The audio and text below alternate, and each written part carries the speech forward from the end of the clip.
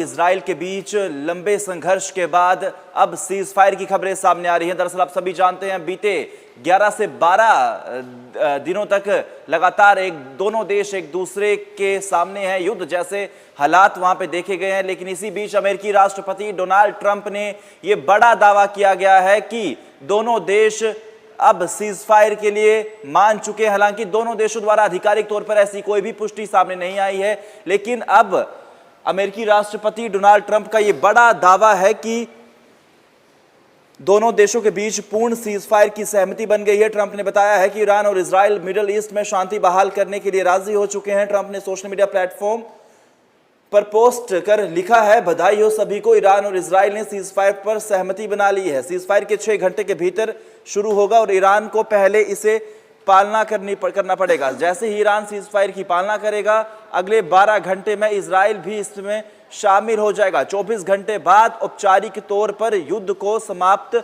माना जाएगा। ट्रंप ने हालांकि दोनों देशों के बीच लगातार यह सहमति करवाई है, ऐसा ट्रंप का बड़ा दावा है। लेकिन ट्रंप के ऐलान से कुछ घंटे पहले ही ईरान ने कतर में अमेरिका के अल उदीद एयर मिलिट्री बेस पर 19 मिसाइलें दागी थी। हालांकि इस हमले में कोई भी हताहत नहीं हुआ था, क्योंकि ईरान ने हमले से पहले ही इसके बारे में अलर्ट जारी किया था।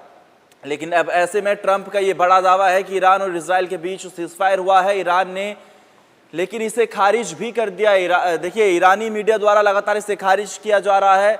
ऐसे में ईरान ने कहा है कि हमने ऐसा कोई प्रस्ताव नहीं दिया है, पहले इजराइल हमला रोके। ये बड़ी जानकारी है। लगातार दोनों देशों में पिछले 12 दिनों से जंग लगातार देखी जा रही है, जंग समाप्त होने का नाम नहीं ले रही है। युद्ध जैसे हालात भी देखे गए हैं। लेकिन अब ट्रंप का यह बड़ा दावा कि दोनों देशों की ओर सहमति बन चुकी है।